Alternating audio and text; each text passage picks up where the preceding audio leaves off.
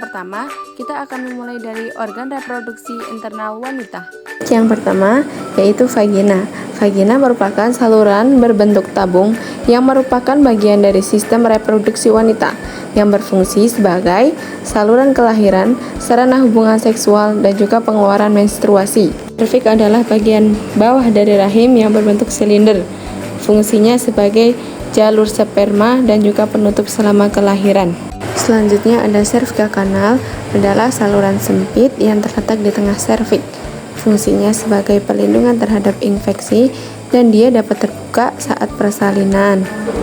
Nah, kemudian itu atasnya ada uterus atau rahim, adalah organ yang berongga berbentuk seperti buah pir terbalik yang merupakan bagian dari sistem reproduksi wanita.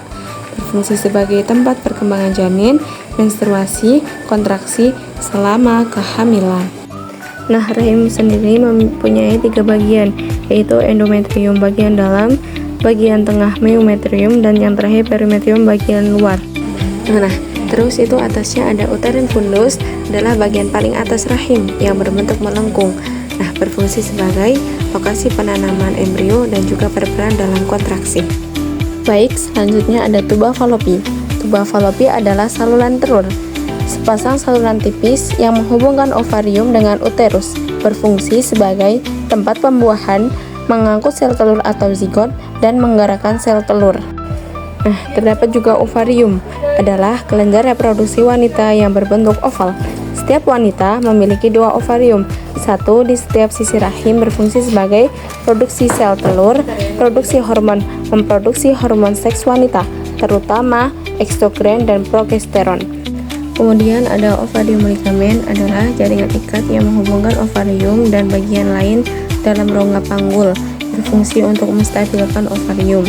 Dan yang terakhir ada fimbiae, adalah struktur seperti jari-jari kecil yang terletak di ujung tuba falopi dekat ovarium, berfungsi untuk menangkap sel telur dan juga transportasi sel telur. Nah, untuk materi selanjutnya yaitu organ reproduksi wanita eksternal atau bagian luar. Yang pertama itu ada mons pubis, yaitu daerah tumbuhnya rambut. Nah, area jaringan lemak yang terletak di bagian depan tulang kemaluan pada wanita sebagai pelindung tulang kemaluan dan berperan estetika dan seksual. Nah, yang kedua terdapat klistoris atau kelentit, jaringan yang berisi saraf-saraf, sebuah jaringan kecil yang sangat sensitif pada sistem reproduksi eksternal, terletak di bagian atas di tempat pertemuan lipatan labia minora, berfungsi murni untuk memberikan kesenangan seksual. Kemudian yang ketiga ada labia mayora atau bibir besar, 2 lipatan kulit yang lebih kasar dan lebih luar, fungsinya untuk melindungi struktur internal vulva. Nah, yang keempat ada labia minora atau bibir kecil yang terletak di dalam labia mayora, berfungsi untuk melindungi lubang vagina dan uretra, juga membantu menjaga kelembapan dan melindungi dari infeksi. Selanjutnya ada uretal opening atau tempat keluarnya urin yang terletak di bawah klistoris dan di atas lubang vagina. Nah, yang terakhir itu ada dubur atau anus, adalah bagian terakhir dari saluran pencernaan, berfungsi sebagai tempat keluarnya feses. Baik, kita lanjut ke materi yang selanjutnya yaitu organ reproduksi internal pria. Yang pertama itu ada kandung kemih, organ berongga di panggul yang berfungsi sebagai tempat pengeluarannya urin dari ginjal sebelum dikeluarkan melalui uretra. Nah, yang kedua terdapat kelenjar prostat, organ kecil seukuran kacang kenari yang terletak di bawah kandung kemih, berfungsi sebagai cairan semen, melindungi dan menutrisi sperma. Yang ketiga terdapat uretra, saluran tempat keluarnya urin dari tubuh yang berbentuk pita yang menghubungkan kandung kemih ke lubang kencing. Selanjutnya ada vas deferens, saluran tempat keluarnya sperma dari epididymis menuju vesicula seminalis. Untuk yang selanjutnya itu ada testis, 2 organ berbentuk oval terletak di dalam skrotum, fungsi utama untuk memproduksi dan menyimpan sperma serta hormon testosteron. Lanjut, itu ada skrotum. Skrotum adalah kantung kulit otot terletak di bawah penis, melindungi dan menampung testis. Selanjutnya terdapat kepala penis, bagian sensitif di ujung penis yang berbentuk kerucut. Secara anatomis dia homolog dengan klistoris wanita. tempat puncaknya kenikmatan saat hubungan seksual.